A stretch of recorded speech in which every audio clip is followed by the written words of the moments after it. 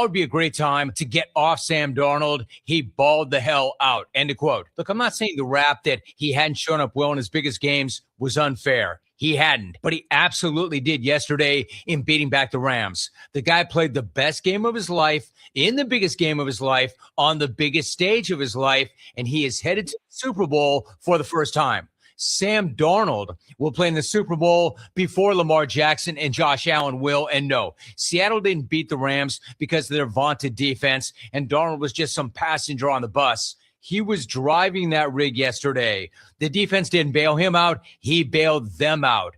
I'm not looking for anyone to apologize to the man, but I am looking for everyone to put some respect on the man because he flat out earned it. I'm Jim Rome. And remember, you can follow me on Instagram at Jim Rome.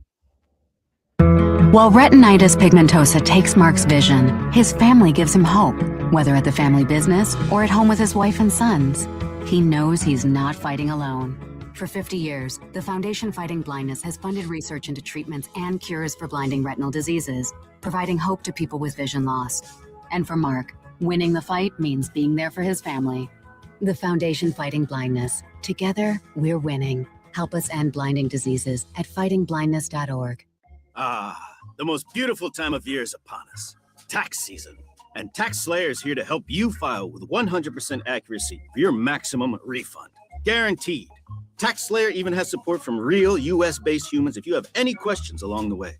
File your federal return by February 8th for $22.99, and I'll help you get the refund you deserve. Take it from me, a talking calculator speaking to you through the speakers of wherever you are. Tax Slayer. File fearlessly.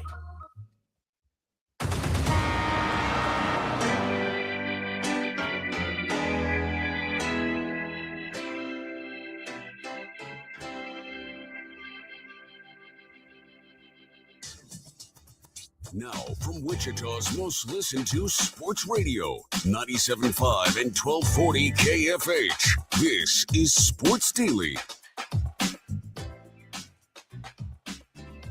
Well, hey, good morning, everybody. Glad to be here with you on Sports Daily.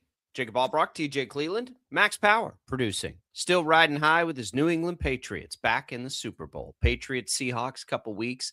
We'll, of course, have lots to talk about with that as we get a little closer to it. The practicing and those things happening this week. So we'll have that for you. But we'll have lots of stuff happening around here locally in the NFL. Locally for us, the Chiefs. Andy Reid talks about the decisions he's made with the offensive coaching staff yesterday for the first time. We'll take you back through some of what Andy Reid mentioned in his interview on Monday. We've also got big action in the Big 12 last night as we get ready for K-State tonight. We'll have voice of the Wildcats, Wyatt Thompson, in with us a little bit later here in this first hour to get you ready for that game. Ask about, what's the vibe up there in Manhattan right now when everything feels like it's going wrong right now for the Cats. So we'll have all that for you and much, much more. It's all What's on Tap, brought to you by the Wichita Brewing Company, now featuring chili for a limited time. Hearty beef, no bean chili, perfect for lunch, and now available at all three WBC locations, East, West, and historic Delano. Wichita Brewing Company, pizza and beer made here. The hotline's open for you at 869-1240. You can leave comments with us on Facebook, YouTube, X. That's all there for you as well. TJ, good morning. How are you? Jacob, for as much flack as you took for your Shedeur Sanders takes, that man is a pro bowler. That's right. We weren't wrong. We weren't wrong. We were just early. That's right. Look at the trajectory there, man. Pro Bowl. I've got to do better about this. Got to remind myself in these recent years when we are looking back at players, and like, oh, they're a 5-time Pro Bowler. This doesn't mean that much anymore. We got to look at all pro. We got to skip Pro Bowl. We got to retrain the brain when we're looking back at legacies and careers to not look at Pro Bowls, because Shedeur Sanders, that's getting pretty far down the tree there. Mm-hmm. My goodness, what did he have this year? 1,400 yards, 7 touchdowns, 10 interceptions. Oh my goodness gracious! I have to imagine. Let me pull it up. I have the list here of all the guys that he jumped because we were talking about this yesterday. So there you go. Drake May, Josh Allen, and Justin Herbert are the Pro Bowl quarterbacks. Drake May's in the Super Bowl. Allen, Herbert, Bo Nix, and Patrick Mahomes and Daniel Jones are all hurt. So that means that Shedeur jumped Trevor Lawrence, Aaron Rodgers, Lamar Jackson, Joe Burrow, CJ Stroud. That means all those guys said no, right? I have to imagine the NFL is like, hey, Trevor Lawrence, you want to be a Pro Bowler? It's like, not really. And then I think it gets to Shedeur. No, I don't think I do. If that's not the case, then that's a whole other conversation. Well, yeah, then we really need to talk. But there's like zero chance that they are trying to tell us that he had a better year. He may not even be the starter in Cleveland next year. He probably won't be the starter in Cleveland next year. Although I would not be disappointed if he got another chance. I still, am intrigued by the prospect at the very least. Our pal Brandon Zinner made the joke that, man, Kevin Stefanski got fired for having a Pro Bowl quarterback. Yeah. No justice in this league. It's something. It's why the baseball All-Star game rules. And now hockey's, I guess, getting good again. But what are you supposed to do? I'm ready for flag football to get to the Olympics, though. That's going to be awesome. Pro Bowler. Shedeur Sanders is a Pro Bowler. And he's going to like. Maybe Shedeur's going to play in the Pro Bowl and ball out playing flag football. And then we'll be like, wait a minute. This guy could be an Olympian. Leads Team USA to gold. Yeah. Could you imagine? I'll be on board with that. Coach Prime coaching. Yeah, there you go. My Coach Prime, coach a little flag football. There we go. There's Brandon Zinner reaching into the show saying this Brown should reach out to this Kevin Stefanski fella. Yeah. He's already got a job. Yeah, he did. He did. But there are still jobs open, including the big one in Buffalo. We're waiting. Phillip Rivers is out. Phillip Rivers is out of the mix. It's going to be Clint Kubiak, isn't it? I think it is. I think it's going to be Clint Kubiak. Based the on carousel turns, as it always does. Andy Reid kind of talked about that yesterday, and we'll get more into his comments a little bit later. But one of the things when somebody asked him, like, how many people did you talk to for this job? How many people do you think he talked to for this job? But his point was, like, it moves fast, and you gotta get somebody quick so you don't miss out. The really interesting thing about the Reid stuff yesterday that we'll take you through in a little bit is how out of his way he went to hype up Matt Nagy.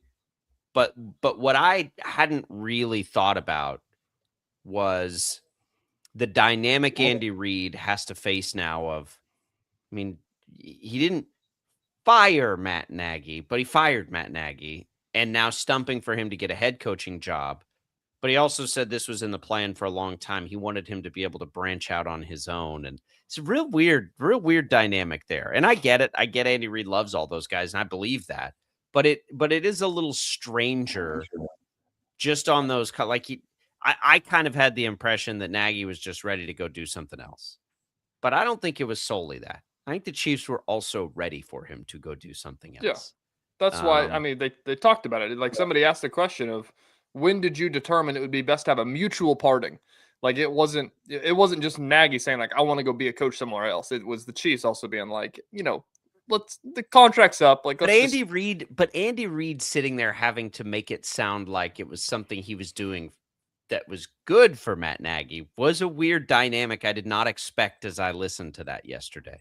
I didn't expect that. Like you just wanted to make a change. That's not that big a deal, but like, okay, you're doing something to benefit him. Where this is for your own good, son. You get out there and spread your wings. You think he's gonna be a head coach? No, I don't. I think if he was, he would have gotten one of these other jobs, which is why I think Andy Reid had to kind of pivot yesterday and said, even if it's as an offensive coordinator somewhere, everybody knows I have my hands all over this. Like, get him out, get him away from me. Maybe it'll help. It was weird. It was, there's something weird there. So who did the Titans hire a coach? Yeah, they hired somebody. Checking. They hired. I need to look here. Robert Saleh. They hired that's Robert right. Saleh. Yeah. They actually did a pretty good one. What's still, the Bills are still open. The Cardinals are still open, right? Yep. Is that it? The Browns.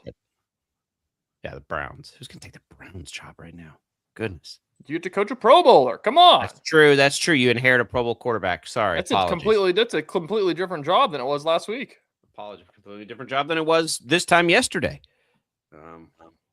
Just a big time job. We all always talk about. You got to have your quarterbacks. It's a big time job. That Andy Reid stuff. I'm telling you though, it's a little weird. It's a little weird. And it's probably what Chiefs fans want to hear. To be perfectly honest with you, that they were ready to make a change. I know it was a change back to Bieniemy, but it was wanting to change something, which I think is what Chiefs fans were kind of pining for. Whether or not it was necessary is a good discussion that we can have alongside it. Do they need to? I think is a fascinating discussion. Do they need to change? Would they have been fine with Patrick Mahomes? Had he not got hurt? Would they have been fine if Josh Simmons didn't step away from the team? I think that's a fun one. But we'll get into all of it later on in the show. When we come back, though, Wyatt Thompson, voice of the K-State Wildcats, will join us. Stick around. We got more Sports Daily coming your way.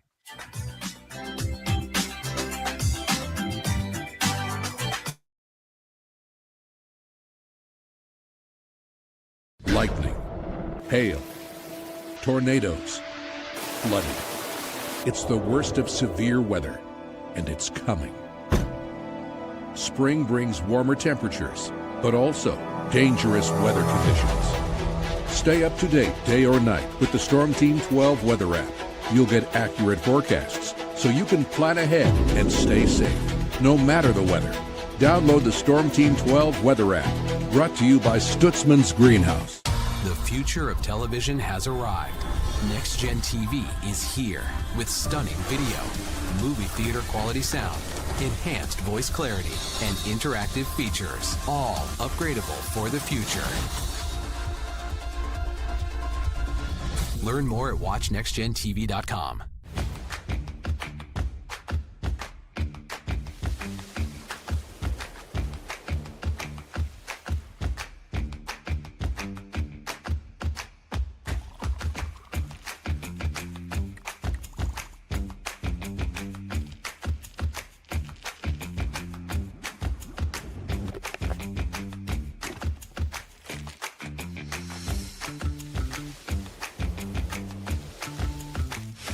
The canvas of our imagination. They tell a story. Clouds affect the events of your day.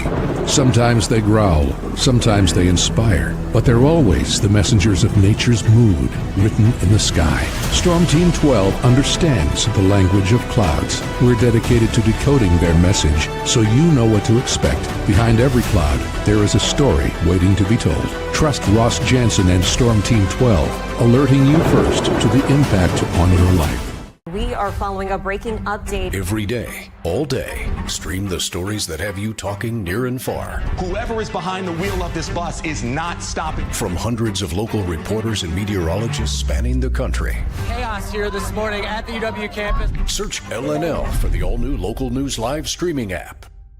Odyssey is one of the most influential audio and entertainment brands in the nation. You already know Odyssey's iconic local radio brands in Wichita. But did you know Odyssey has the country's best collection of music, news, and sports brands? Odyssey is also a premium podcast creator, major event producer, and digital innovator. Odyssey brings people together across the country and right here in Wichita. Odyssey also delivers meaningful radio and digital audio results. Find out our story and impact at odysseyinc.com/Wichita.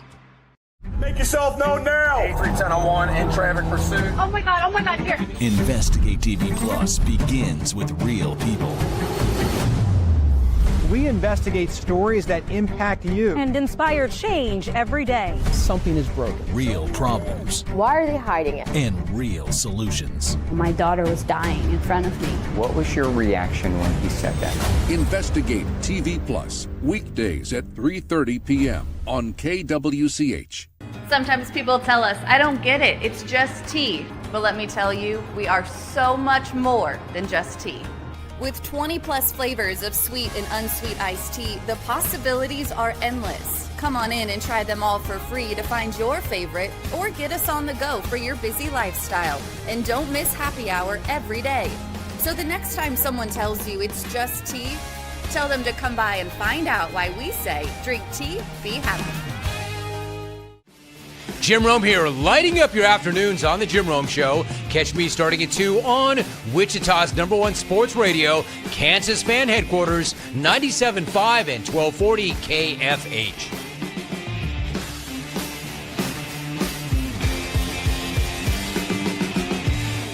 Mornings are busy. We're here to make your mornings better. We report the stories that affect you. 3 more hospital lies from contaminated apple juice just a day after the FDA issued a recall.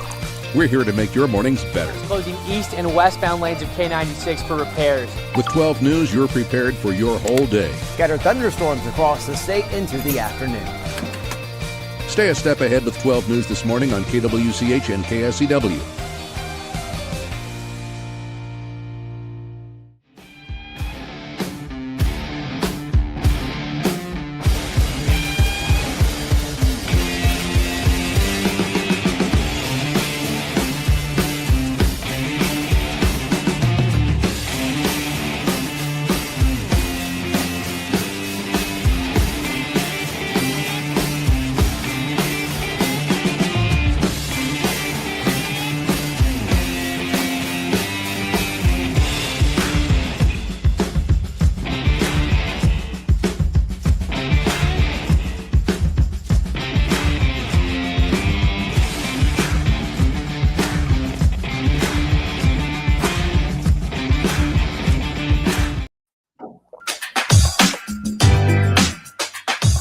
And now, digging deeper with the teams you follow, it's another Sports Daily Insider interview on KFH.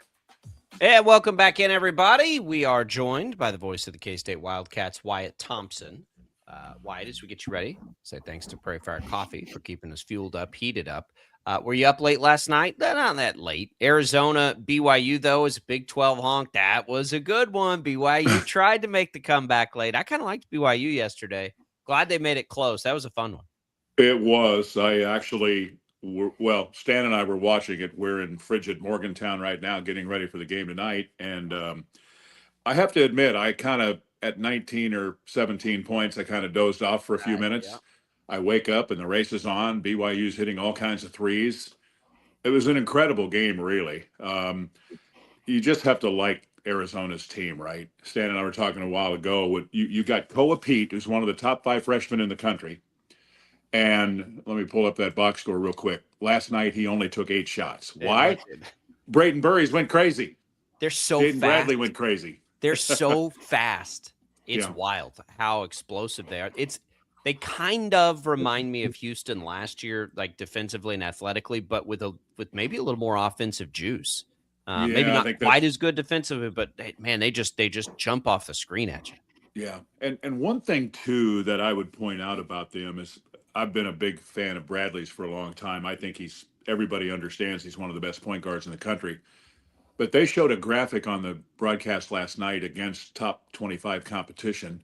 He's up and above almost 19 points a game. So the bigger the game, the better he is. And that was the case last night.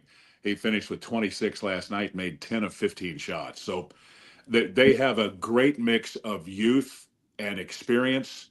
They have a lot of height and depth. They shoot the ball really well. Here's another one. Anthony Del Orso's a great shooter. He took 3 shots.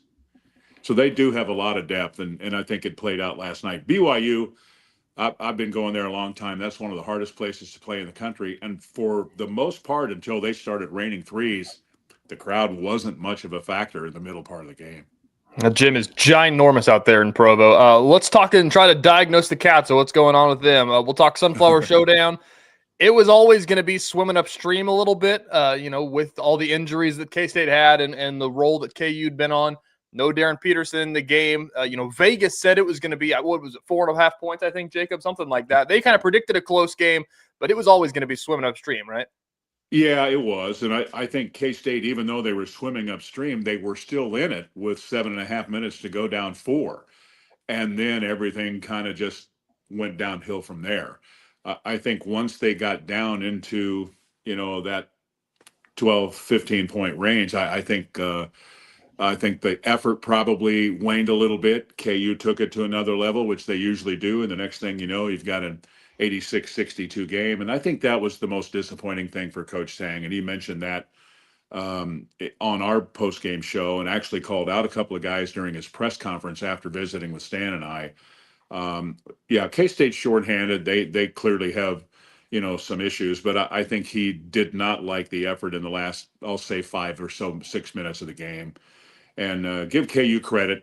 K-State struggled with length and big guys, and Tiller really, I thought, was outstanding in the first half, and then Flory Badunga was, finishes with 21 and 10, and he got a lot of them late when they were kicking at the end there, but he's still a difference-making guy. He's one of those that will alter shots, block shots, what have you, and then when you look at Melvin Council's game, guys, I don't know if he's getting enough run. 17, 7, and 12 assists. Whew, that's a pretty good day at the office.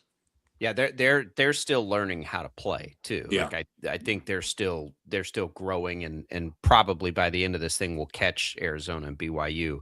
But K-State doesn't, like, I'm just trying to find 15th best team in the league, not only by standings, but by the metrics. The analytics say the same thing. I'm trying to figure out, last year we saw them make that run and win, 7 in a row.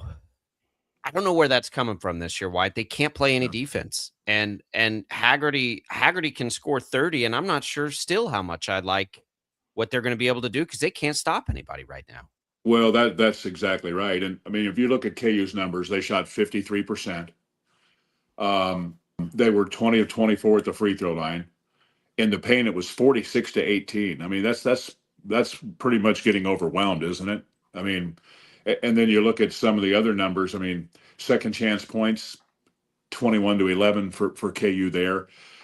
K-State, again, they are shorthanded. I'll mention that. Being down 4 guys, and all of those 4 guys have started games this year. Now, in fairness, Moby's been more of a piece off the bench when he's been available, but they missed those other 3 guys. They miss Abdi's 44% three-point shooting. They miss Kamari's size and athleticism, and it's just, it's just a lot harder. But you're right. Defensively, that's a problem. Rebounding is a problem. And I don't know if there are any easy answers to kind of try to slide your way out of it. The thing last year is they did really play well in that one stretch where, keep in mind, I kind of forgot about this until I started looking at it. They beat Arizona at home and beat Kansas at home last year. And I just don't know at this point if I'm just being honest, I don't want to be too harsh, but I don't know if they're capable of beating a team like that, home or road, especially at home, in my mind.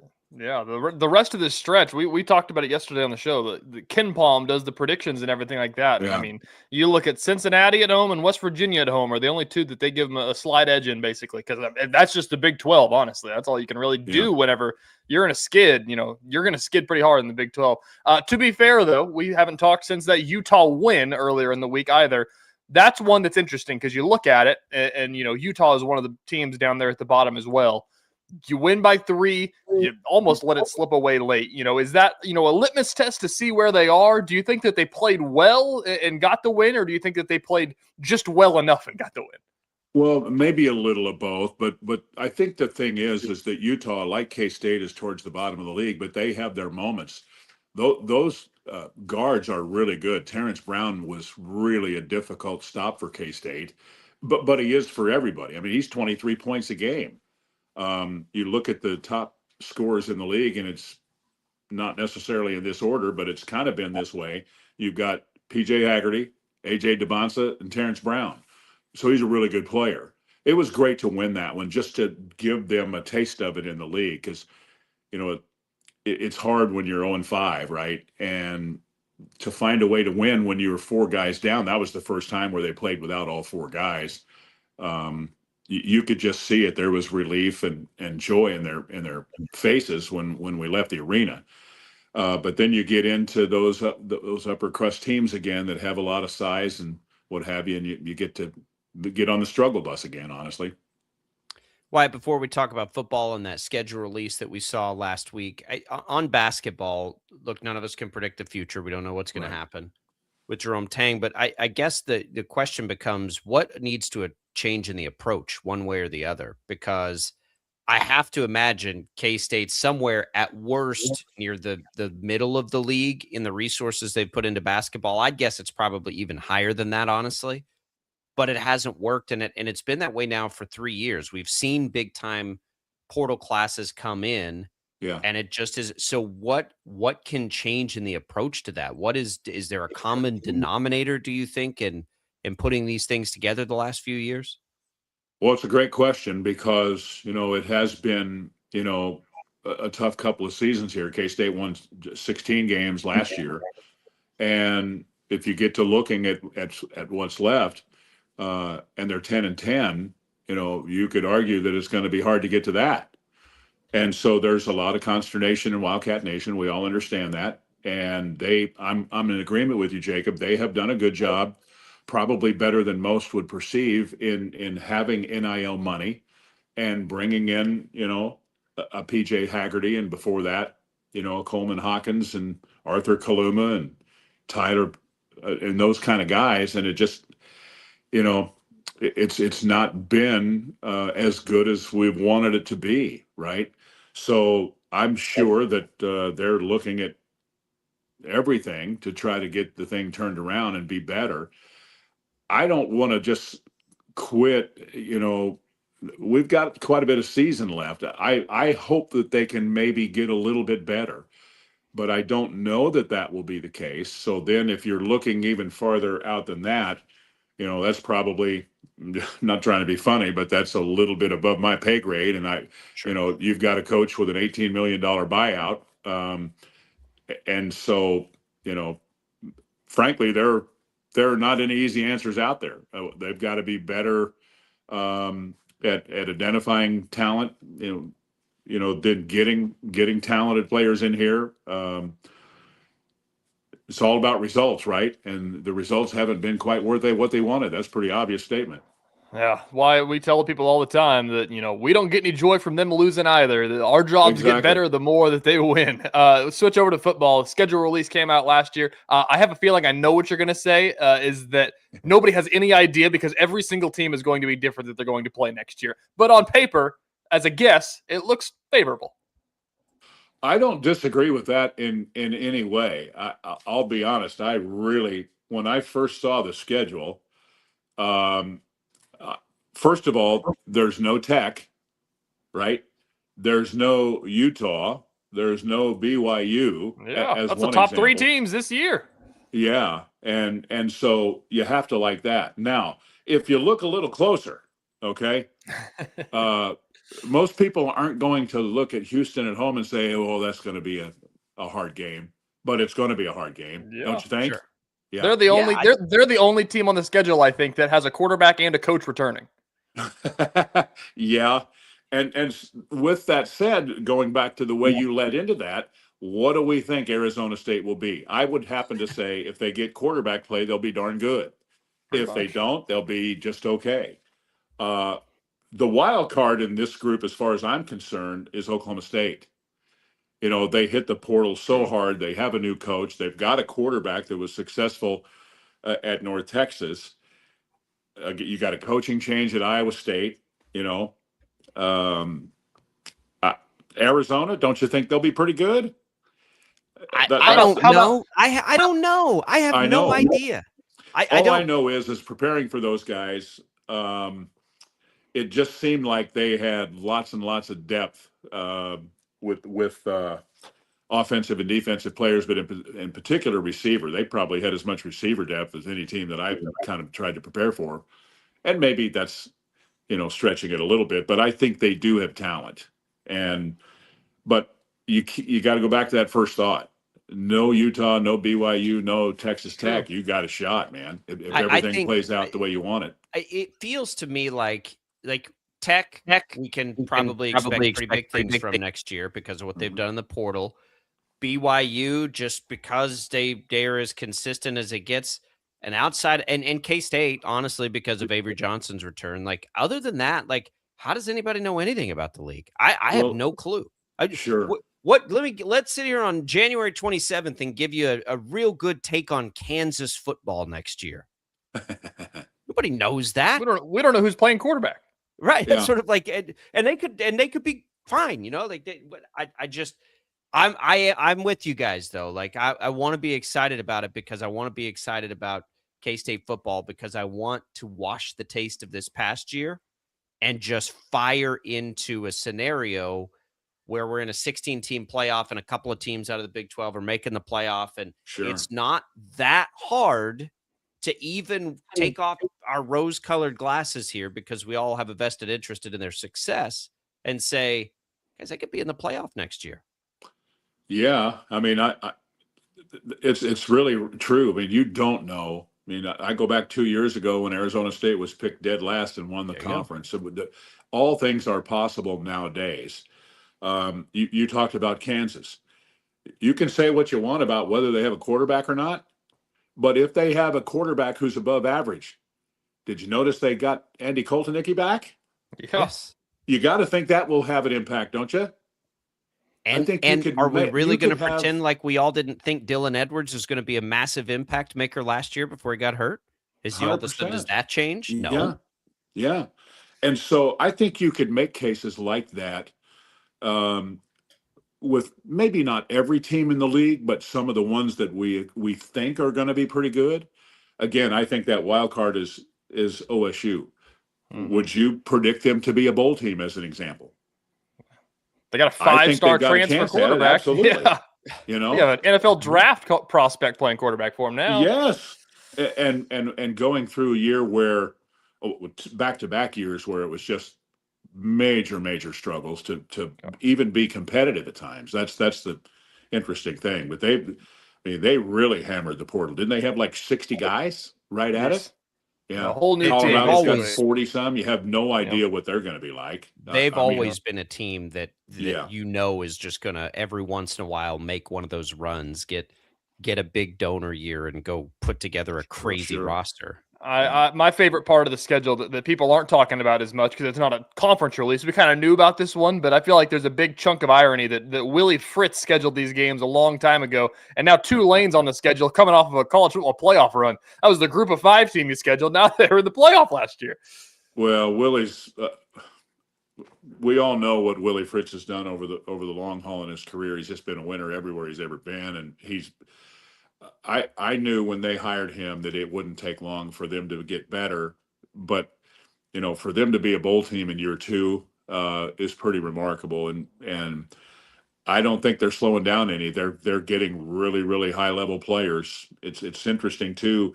One thing that a lot of people don't pay that much attention to, a lot of kids in that area want to go off or think they want to go off to somewhere else, A&M or Texas or whatever it might be.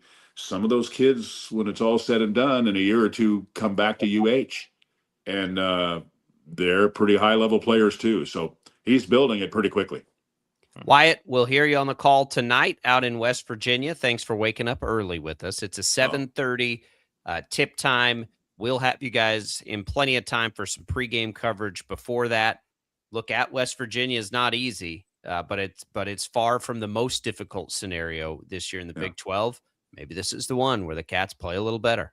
Yeah, well, we're not playing at Arizona, and yet you look at West Virginia. Think about this stat, and then I'll close with this. They're 1-3 on the road, 0-4 in neutral sites.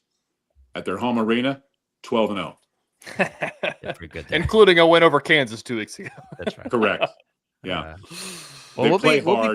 Man. They're not the most athletic team, but they defend and they play hard, and they're tough here. There's no doubt about that. Hey, 7-footer from Hoxie, Kansas. Yes, sir. Obi-Oha. Obi-Oha. How about that?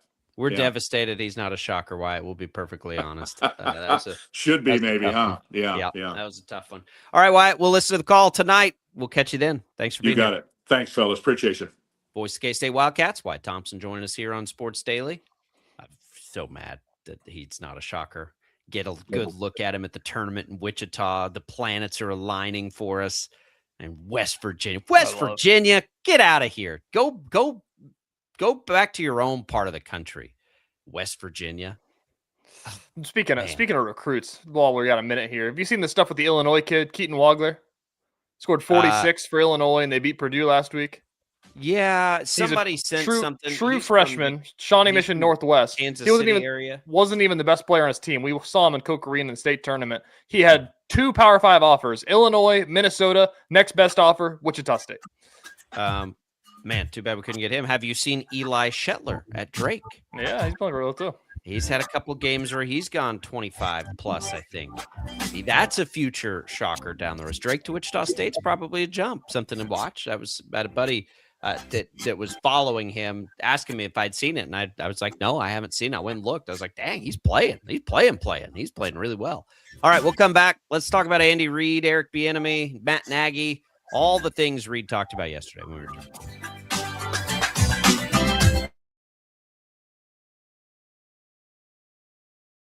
Lightning, hail, tornadoes, flooding.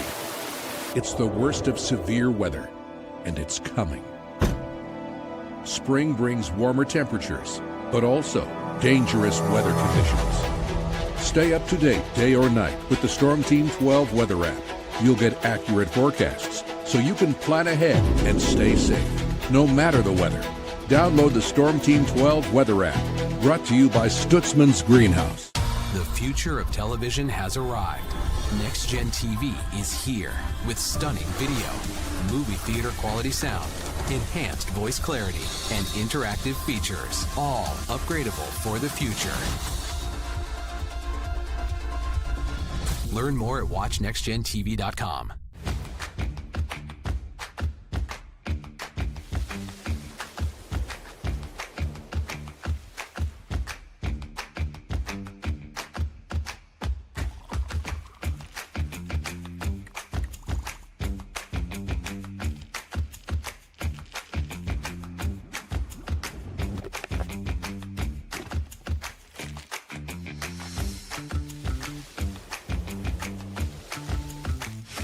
The canvas of our imagination. They tell a story. Clouds affect the events of your day.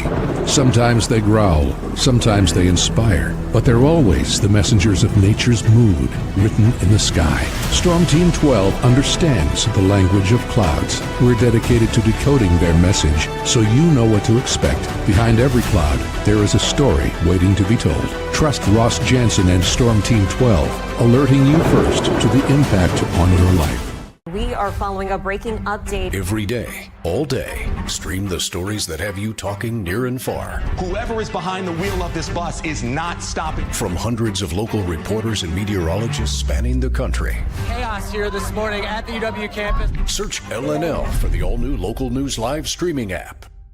Odyssey is one of the most influential audio and entertainment brands in the nation. You already know Odyssey's iconic local radio brands in Wichita. But did you know Odyssey has the country's best collection of music, news, and sports brands? Odyssey is also a premium podcast creator, major event producer, and digital innovator. Odyssey brings people together across the country and right here in Wichita. Odyssey also delivers meaningful radio and digital audio results. Find out our story and impact at odysseyinc.com/Wichita. Make yourself known now. 831001 in traffic pursuit. Oh my God, here. Investigate TV Plus begins with real people. We investigate stories that impact you. And inspire change every day. Something is broken. Real problems. Why are they hiding it? And real solutions. My daughter was dying in front of me. What was your reaction when he said that? Investigate TV Plus, weekdays at 3:30 p.m. on KWCH. Sometimes people tell us, I don't get it, it's just tea. But let me tell you, we are so much more than just tea. With 20 plus flavors of sweet and unsweet iced tea, the possibilities are endless. Come on in and try them all for free to find your favorite or get us on the go for your busy lifestyle. And don't miss happy hour every day. So the next time someone tells you it's just tea, tell them to come by and find out why we say drink tea, be happy. Jim Rome here, lighting up your afternoons on The Jim Rome Show. Catch me starting at 2 on Wichita's #1 sports radio, Kansas fan headquarters, 97.5 and 1240 KFH.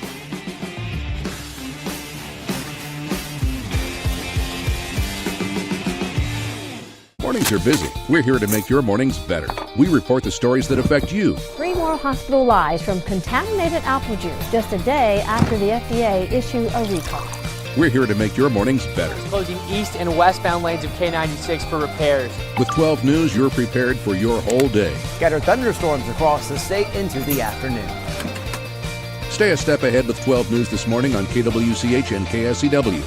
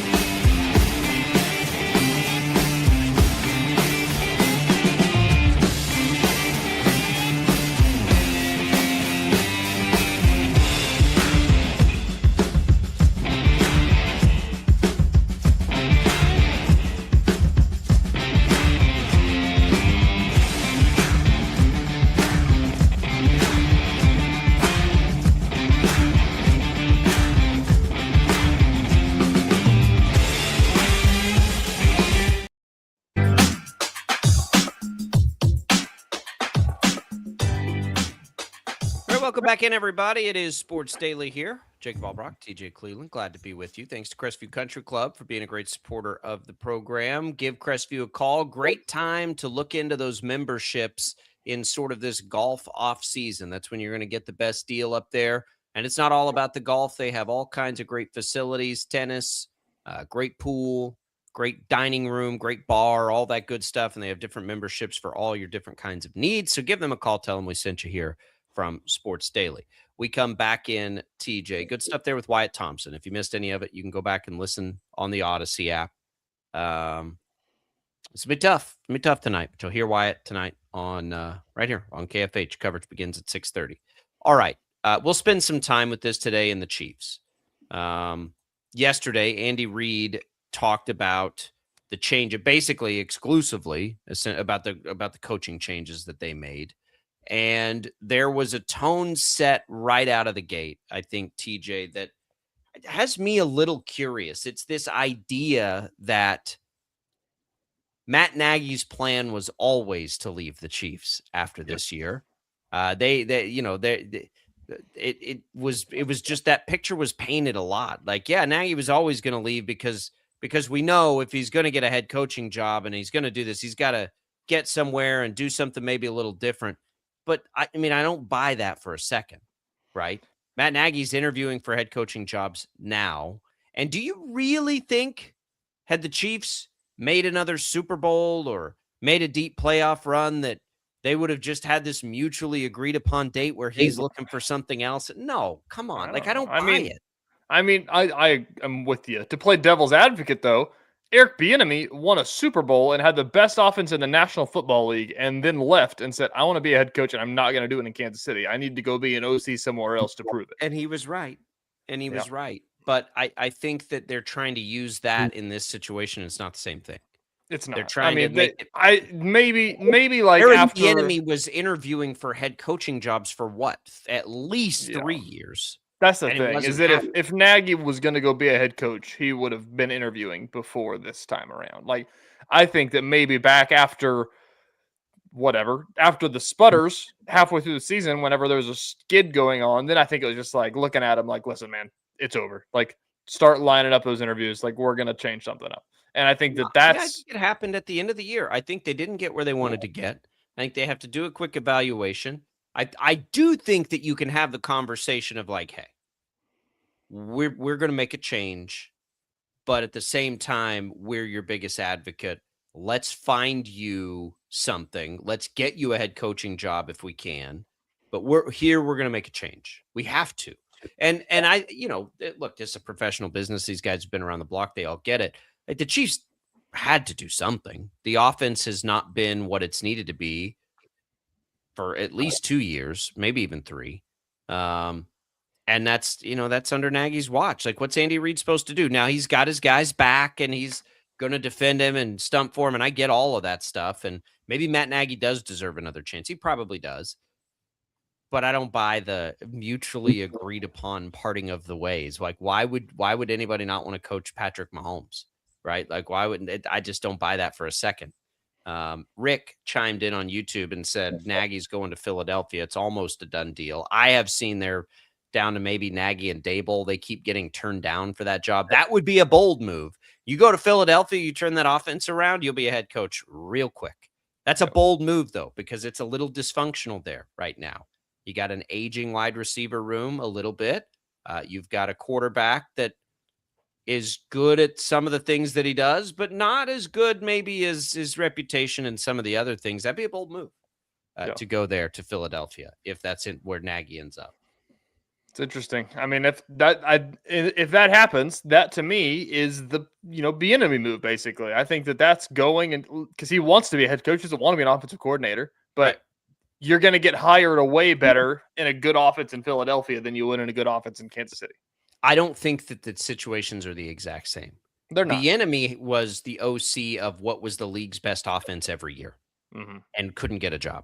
Yes, and there were lots of reasons for that. I think that were not as as sinister as people at the time wanted to make them. And I know I've said this in recent weeks. That was one of the stranger stories ever. Because you're sitting here, and you know how it gets when there's like a popular opinion, and especially when it goes kind of away from football, and the popular opinion was on like racial terms and everything, and you just have to step back and you're like, guys, make a lot of money.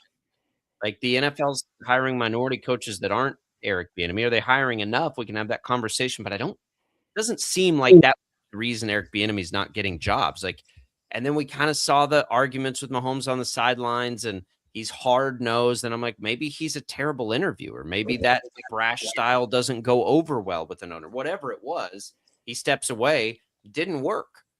Didn't work out for him. He never got that job.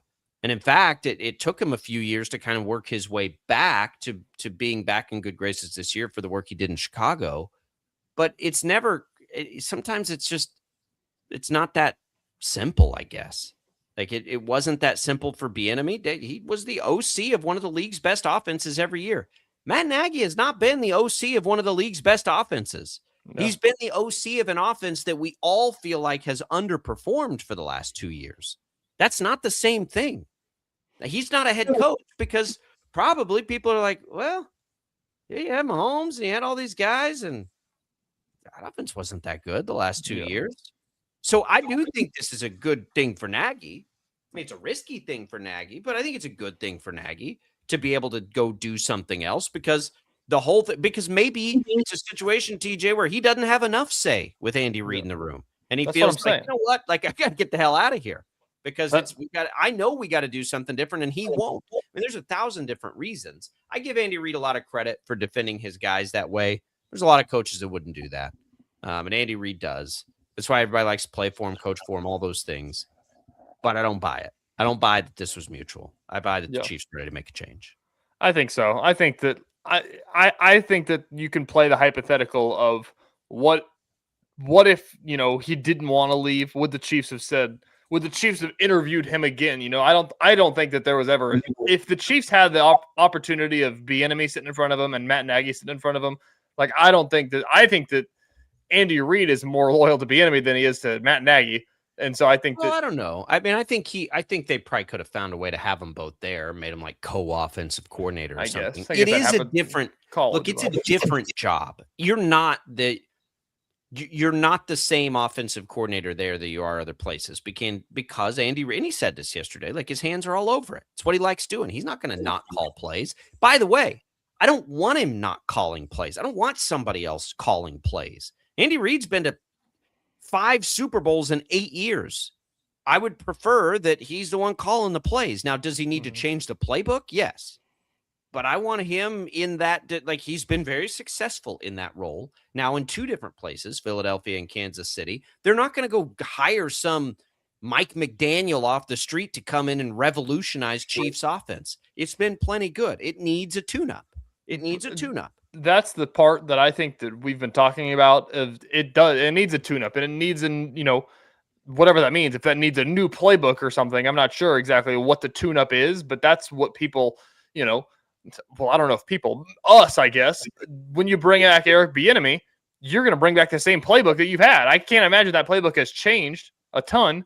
You know what I mean? He changes his playbook every year. He's a mad scientist. It's a philosophy. It's a scheme. I'll say that. The changing the scheme. Yeah. Yeah. But Bieniemy coming back is the scheme that they kept trying the same scheme over the last 4 years as well. And like whatever the disconnect was between the correlation of success from Bieniemy to Matt Nagy, there wasn't something there. But, again, neither of those guys called the plays. No, they didn't. But it's if you're going to do the thing that at least you and I think they should be doing, right? They're going to need to run the ball more effectively. The Chiefs' 2 highest rushing seasons in the last 10, going back to 2016, both were in 2021 and 2022. Okay. Their best yards per carry were essentially those 2 seasons. Basically, their run game was more effective. And if you go back to 2020, they were averaging the best numbers essentially while Bieniemy was there. And so they have put together this roster. And I think the hardest thing, and it's totally, and I totally get it, right? You have a Hall of Fame quarterback, a Hall of Fame tight end. You've drafted first round or second round wide receivers every year for the last 4 years. You've done all of those things. You don't do that and say, but we're going to run the ball a ton. Now, at the same time, you have invested a ton of money into your offensive line and your quarterback's coming off of an ACL injury. They're going to need to run the ball again next year. Their best running with Andy Reid in the last 10 years has been with Bieniemy at OC. I don't think that's a coincidence. That's what Eric Bieniemy is. That's what he does. Look what he did in Chicago this year. And I think that's all by design. I think they're going to run the ball more next year. And if they are, this is why I've come back around to Bieniemy. When I first heard it, I'm like, I don't know. But I've come back around to it because we've seen it work. We've seen the thing that he has to do work. And Andy Reid has had, he's had great running backs at times in his career. That's not a new thing for him either. Is he going to line up and run it like the Bills ran it this year? Probably not. But can he run it more than he has? Well, he ran it quite a bit 2 years ago because they had to. But last year, yeah, I think he can, and I think he will. And I think they're going to invest in that position because you've got this Cadillac of an offensive line when they're all healthy, and you better use it while you've got it. You've spent your money there. Might as well. No, I agree. I think that no matter what they did this offseason, whatever change they made in the offensive coordinator position, that was going to be the result either way. Like, you know what I mean? Like, even if I don't even know if there was a world where Nagy stays, so I don't even say that. Whoever they brought in an offensive coordinator, I think that there was a focus on saying, like, listen, like, we need to focus a little bit more on this. And I think that it's interesting that it is Bieniemy because, as we said, Bieniemy didn't do that for the 4 years that he was here. Can he switch it open and do it? And he was a running backs coach. He was a Hall of Fame running back. If anybody can, he can. But, it raises an eyebrow at the least to see what they're going to do because, as the conversation has spun, Andy Reid, I don't know what the best word to put it is, but, maybe stuck in his ways, but a little bit more positive than that because the ways are good. But, they're great. They're great ways, but that's not the way that he's done things. So even one step further, as I'm just browsing the Chiefs, running numbers for the last 10 years, Bieniemy became the offensive coordinator in 2018. Now, he was the running backs coach before that, but he became the offensive coordinator in 2018 and was from 2018 to 2022. If you go look at the Chief, it's not that they run it more, but in those years, they ran it more effectively when he was there versus when he wasn't in that role as offensive coordinator. So I think there's knowledge there that he's bringing that they want to have there. I think they're telling us the thing by bringing him back that we all think they probably need to do next year, which brings up interesting questions about the draft and the position. We'll talk about that in the next hour when we return. Sports Daily, coming right back. It's all Brockton Cleveland. Don't go away.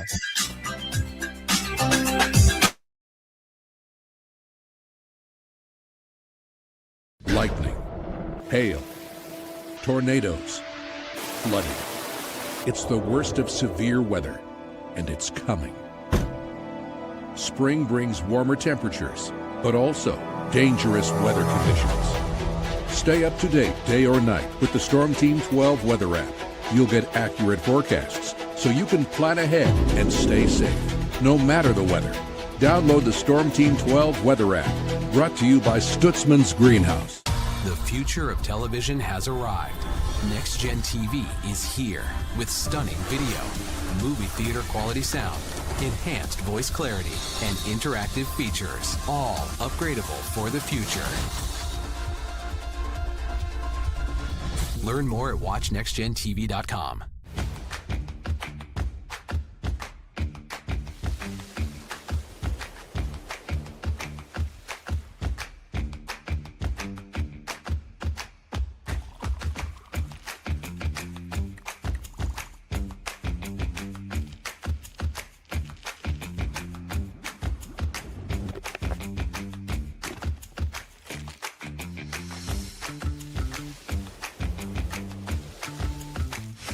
The canvas of our imagination. They tell a story. Clouds affect the events of your day.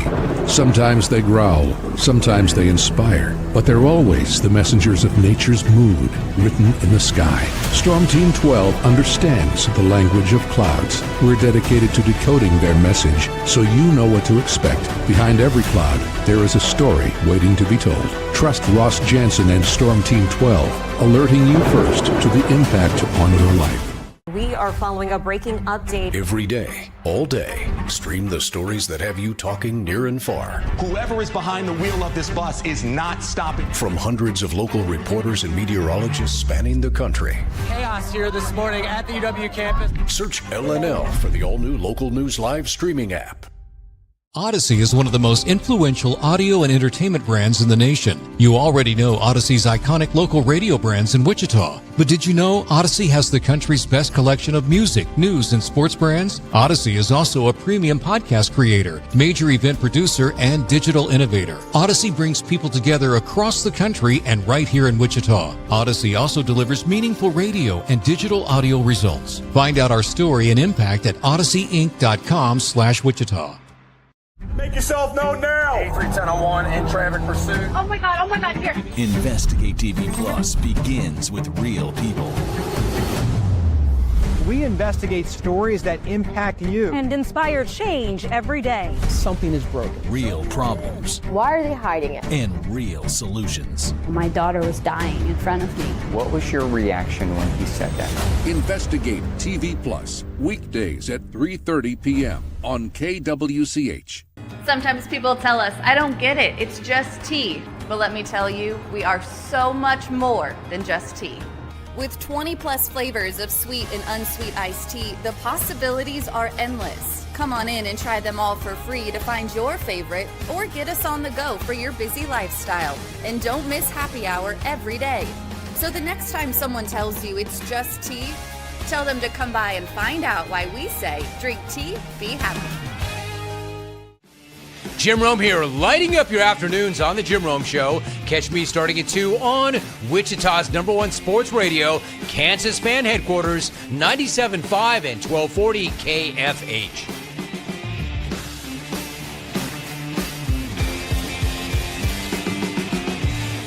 Mornings are busy. We're here to make your mornings better. We report the stories that affect you. 3 more hospital lies from contaminated apple juice just a day after the FDA issued a recall. We're here to make your mornings better. Closing east and westbound lanes of K96 for repairs. With 12 News, you're prepared for your whole day. Scattered thunderstorms across the state into the afternoon. Stay a step ahead with 12 News this morning on KWCH and KSCW.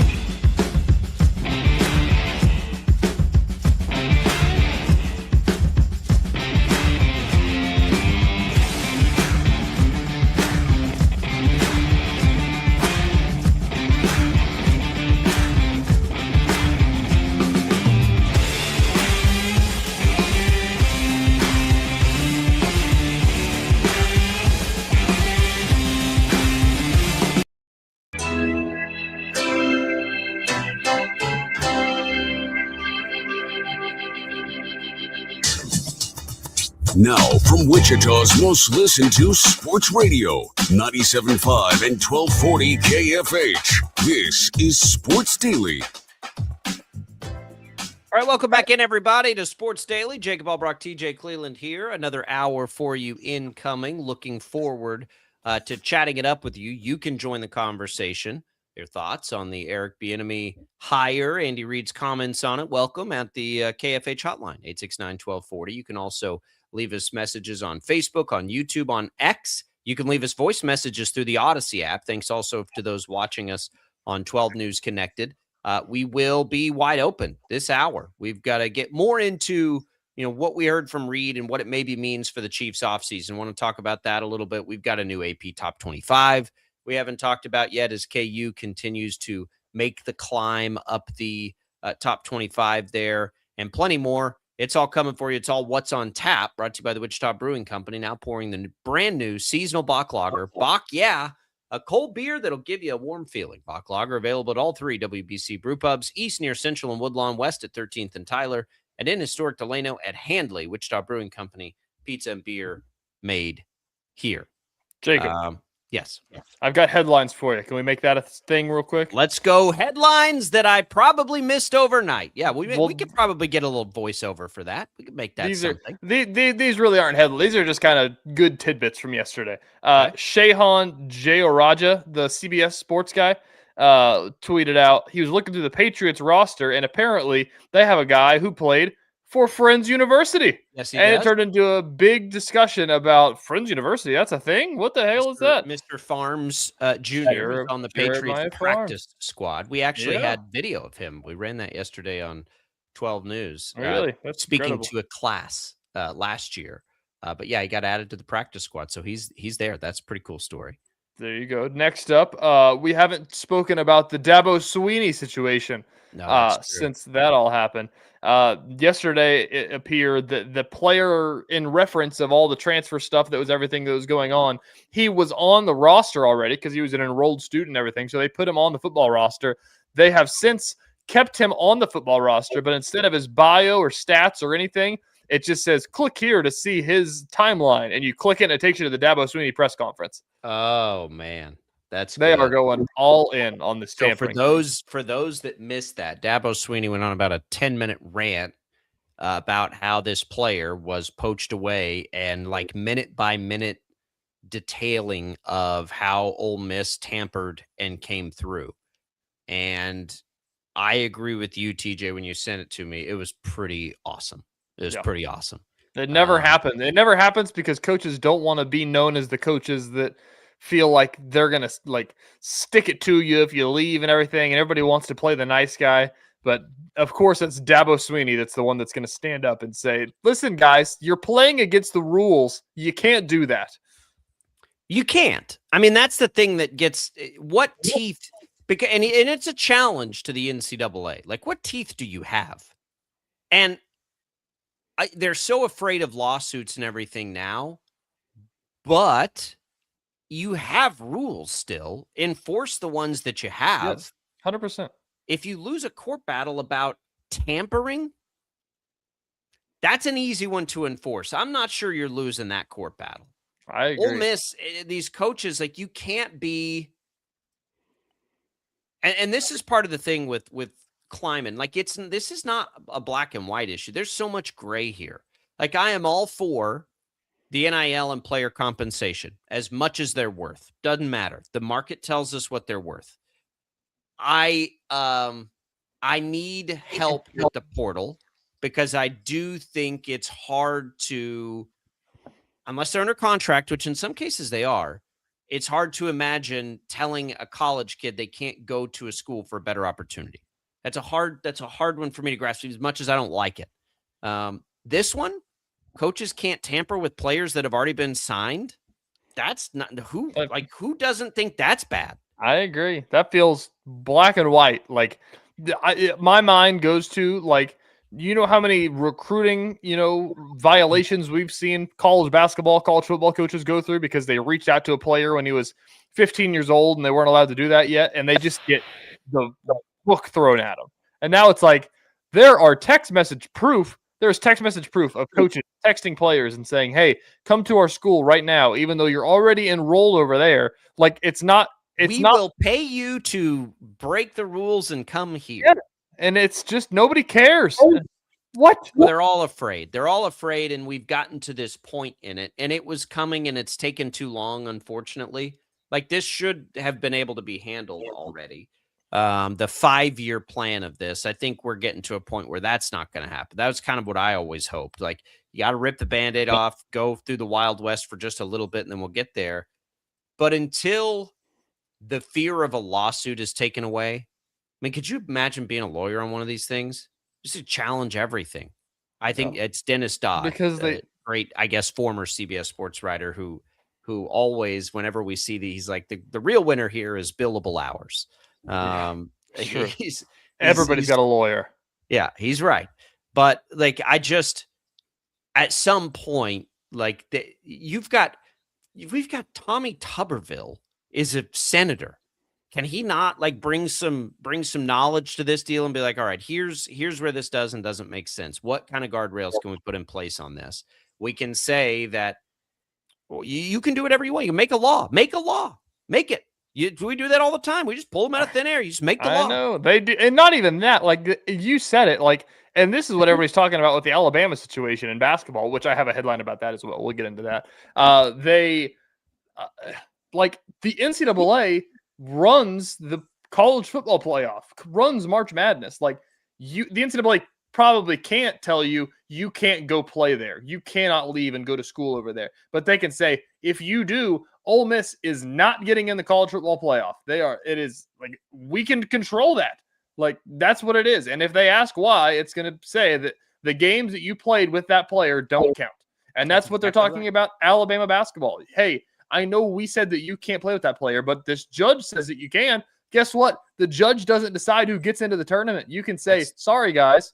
That's the NCAA's tournament. And I don't know who makes those rules for the CFP. Somebody asked me if that was the NCAA. I honestly don't even know if they govern the CFP. I don't think they do. It is. I think it's a separate committee, isn't it? Isn't the CFP? It's like its own governing body.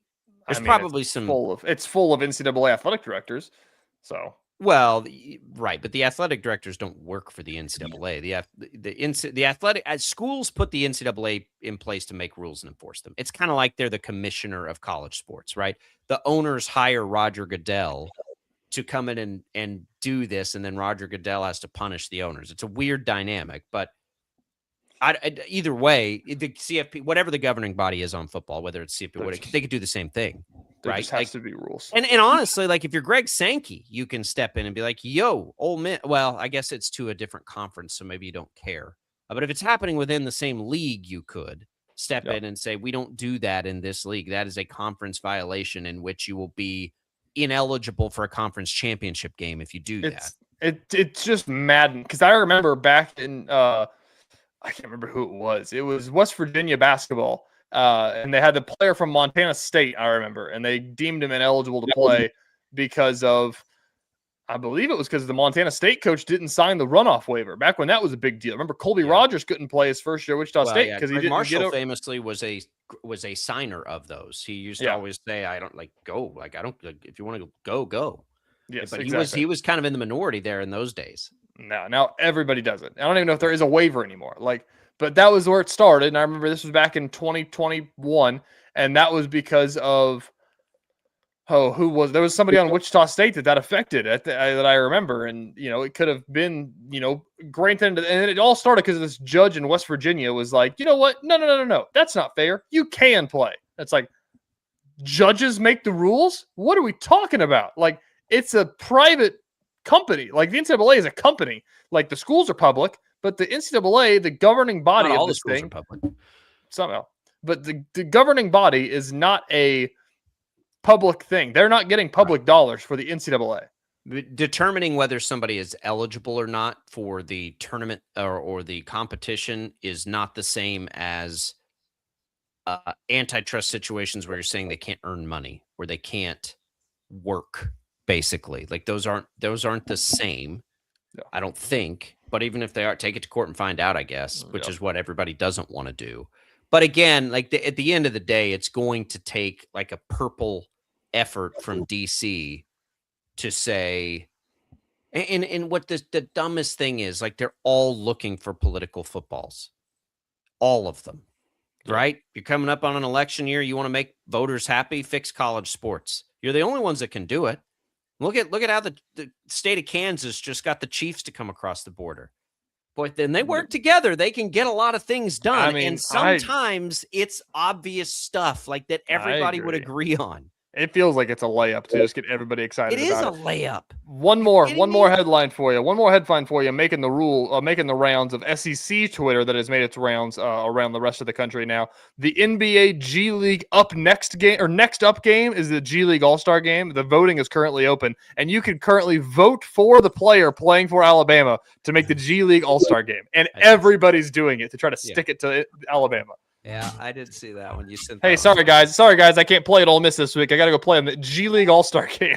I like this segment. Let's send this up the line to our bosses, and let's have a headlines that I probably didn't see segment. We can get some production value behind that. I like that little game. I actually did know all three of those. That's a rarity, especially if they happen overnight. We'll come back. We got more Sports Daily. So we talked to Eric Bieniemy. We did that. What does that mean for the Chiefs off season? Have we altered our thoughts on what to do in the draft? We'll have it next on Sports Daily.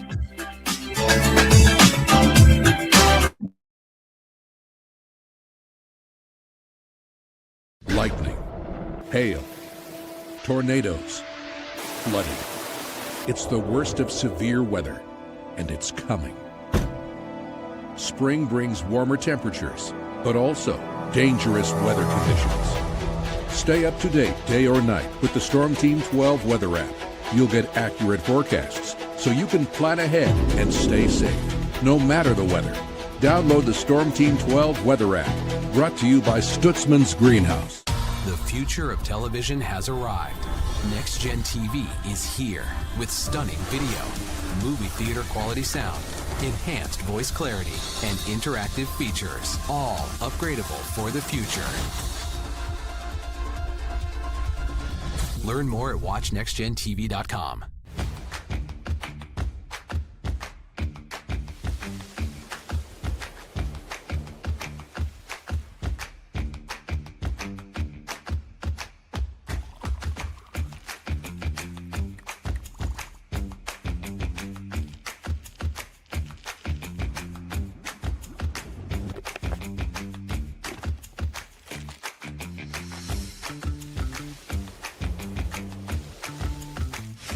The canvas of our imagination. They tell a story. Clouds affect the events of your day. Sometimes they growl, sometimes they inspire, but they're always the messengers of nature's mood written in the sky. Storm Team 12 understands the language of clouds. We're dedicated to decoding their message so you know what to expect. Behind every cloud, there is a story waiting to be told. Trust Ross Jansen and Storm Team 12, alerting you first to the impact on your life. We are following a breaking update. Every day, all day, stream the stories that have you talking near and far. Whoever is behind the wheel of this bus is not stopping. From hundreds of local reporters and meteorologists spanning the country. Chaos here this morning at the UW campus. Search LNL for the all-new Local News Live streaming app. Odyssey is one of the most influential audio and entertainment brands in the nation. You already know Odyssey's iconic local radio brands in Wichita. But did you know Odyssey has the country's best collection of music, news, and sports brands? Odyssey is also a premium podcast creator, major event producer, and digital innovator. Odyssey brings people together across the country and right here in Wichita. Odyssey also delivers meaningful radio and digital audio results. Find out our story and impact at odysseyinc.com/Wichita. Make yourself known now. 310-01 in traffic pursuit. Oh my God, here. Investigate TV Plus begins with real people. We investigate stories that impact you. And inspire change every day. Something is broken. Real problems. Why are they hiding it? And real solutions. My daughter was dying in front of me. What was your reaction when he said that? Investigate TV Plus, weekdays at 3:30 p.m. on KWCH. Sometimes people tell us, I don't get it, it's just tea. But let me tell you, we are so much more than just tea. With 20 plus flavors of sweet and unsweet iced tea, the possibilities are endless. Come on in and try them all for free to find your favorite or get us on the go for your busy lifestyle. And don't miss happy hour every day. So the next time someone tells you it's just tea, tell them to come by and find out why we say drink tea, be happy. Jim Rome here, lighting up your afternoons on The Jim Rome Show. Catch me starting at 2 on Wichita's #1 sports radio, Kansas Fan Headquarters, 97.5 and 1240 KFH.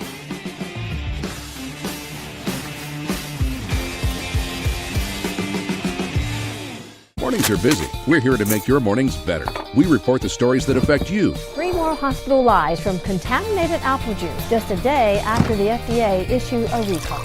We're here to make your mornings better. Closing east and westbound lanes of K96 for repairs. With 12 News, you're prepared for your whole day. Scattered thunderstorms across the state into the afternoon. Stay a step ahead with 12 News this morning on KWCH and KSCW.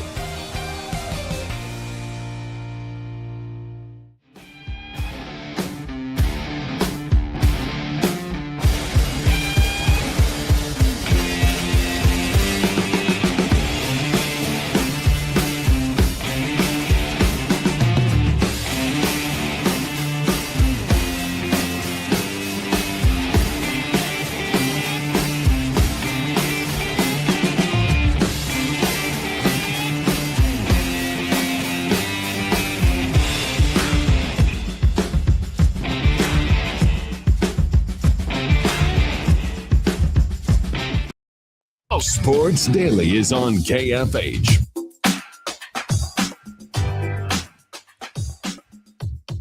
All right, welcome back in, everybody, here to Sports Daily. You want to get a cup of free iced tea featuring the all-new Spiced Orange? You can do that at any of your Wichita Metro locations, East Wichita, West Wichita, Derby, HTO. Right now, swing by HTO on us for a free cup of iced tea. All you have to do is text the keyword T to the short code 20357. You can enter once per day. Message and data rates apply.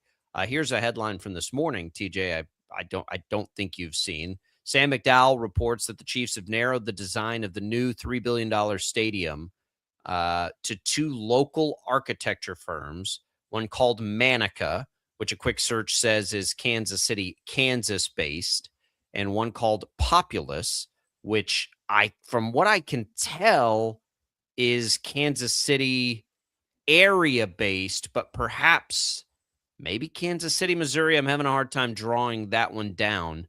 But they're both massive companies, but, they're both based at least in the region. I think the Populous one, though, is on the Missouri. Yeah, the office is in Missouri. That doesn't mean they're not necessarily some Kansas jobs, of course, but one of them is a Kansas company. At least they're both within the region. But, this is one of those things where if you're the state of Kansas, you got 2 firms and one of them's in Kansas. Like, you'd like to see the work stay local. But the one thing, and we said this when it all happened, like the architecture of this thing, it's, that one, you don't know if there's specialists. It sounds like there are, though. Sounds like there are. And the Chiefs right now at least have kept it local. If those are the two. Not only did I already see that, Jacob, I just sent it to the newsroom email right before the segment here. Manica designed Nissan Stadium in Nashville, Allegiant Stadium in Las Vegas, Oklahoma City Thunder's new arena, the Chase Center, the Warriors Arena, Miami Freedom Park. I believe that's the soccer stadium. Blah, blah, blah, blah, blah, blah. The other people, they designed the Sphere in Las Vegas. Yeah, that's what I mean. You probably, make sure the construction jobs are local. The architect, but that's cool that you've got 2 companies there that can do it. And massive deals. The Populous one did the Highmark Stadium, the new Highmark Stadium in Buffalo. So they both are, they've got the chops. That's what I'll say. Google says Populous is one of the biggest firms in the world. Yeah. The other part of that, what we're still talking about, Manica is the people, to put some context here. They released the renderings of the Chiefs dome that we have seen. That's a Manica. Got it. But that's cool. We got, keep it local. We're gonna be paying for it for a while. Might as well keep the jobs local. Take what you can get. Another stadium item yesterday. KMBC sent something out, a statement from a Missouri state representative, Mike Jones, who Mike says Jones. Mike Jones. He says he's been told that Kansas City Mayor Quentin Lucas is trying to direct $500 million toward a new Royals stadium that wouldn't need a public vote. Now, this lawmaker does not like that. He doesn't like, just directing money without discussion or public vote. But on the flip side of it, we've said it from the beginning, and we've been pretty right about a lot of this stuff. It feels like the city of Kansas City, Missouri, is going to have to make a play to help. Now, you and Jackson feel like a vote would pass. I don't agree with that at all. I think it would fail again. Might be closer, but I don't think it would pass. The same county vote that's been there. I think the path to keeping the Royals in the area is for the city to come up with something that doesn't require a vote. And apparently Quentin Lucas agrees, according to this report, and is trying to do that. But yeah, there are a lot of different avenues they could probably do that. Again, every municipality has its own stuff, but it could be like a sales tax district. I'm sure that can happen. You could do all kinds of stuff. You could redirect maybe parking money toward it, like whatever you have to do. That seems like probably to me, the only path to keeping them in the area. It's definitely the most safe path. I'll agree with you on that. Obviously, if you can do it without voting, then the odds go way up. Obviously, a vote, as Jackson and I think it will pass, it might pass 51-49. You know what I mean? Like, it's not going to be a shoe-in either way. But I do think that there will be a lot of people that voted no that I think would switch over to yes. I don't think it's going to be nearly as much of a flop, I guess. I'll say that much for sure, as it was whenever they voted for this stuff the last time. But I don't know. I don't know if they're going to keep, like, that's the thing that we've talked about with Kansas getting the Chiefs. Like, there really wasn't any butting heads about it. Like, it was basically like, let's find a way to get it done. The Star Bonds map is going to cause that in Kansas, but it'll happen now. We're electing a governor soon. You're going to get that now. Yeah, exactly. Like, that part will cause butting heads in the state of Kansas, but the coming together to bring the Chiefs to Kansas was as bipartisan as it gets. Like, and that's maybe the issue for Missouri, is that they may not have that. And that's kind of what Clark Hunt talked about, is that, like, we were talking to so many different people in Missouri. It feel like they didn't have a plan together. And now it feels like that may be what we're seeing in the light for this Royal Stadium. And it's scary because Kansas gave them a roadmap. I mean, you could go create your own version of a star bond. Missouri probably didn't need it like the state of Kansas needs it, because Missouri is a more populous state. But yeah, look, Kansas, and I say it all the time, when push comes to shove, Kansas gets pretty purple when it needs to get purple. They did it with sports betting. They do anytime it's like, oh yeah, this is a slam dunk for the economy, because when you're smaller, right, it's almost like it's a local government. Like, local government typically is trying to make decisions, unless they're bad actors, but for the most part, trying to make decisions that they think benefit, because it's a small area, right? It's where you live. You don't want to mess that up. You're not trying to take advantage of anything or do something like that. And Kansas is a small state with not a huge population. It's kind of the same way. Missouri's got massive cities. Missouri's how many more people in Missouri than Kansas? 2-3 times bigger? Like, it's a big state with that spans different regions and all these different things. Kansas gave them a roadmap. Go make your own star bond. And you don't have to take it to a vote. I don't think a vote's passing. I mean, if you can get a city of Kansas City vote, I suppose, maybe, but it ain't passing in that county again. I mean, it lost bad the last time out. No. And so I think it's interesting. I think the mayor's doing everything he can. And whether it's right, wrong, or indifferent, that's not the point of this conversation. But it may be the only path, because they can't do anything as a state. They cannot get anything done. They lost the Rams. They lost the Chiefs. They got the Cardinals. Can they keep the Royals? What did the Cardinals do to get that stadium built? They lost the football Cardinals too, the first time around.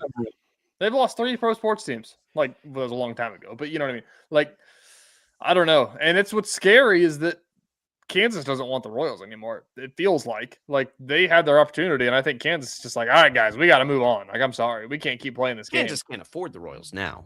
I mean, that's the part they're not saying out loud.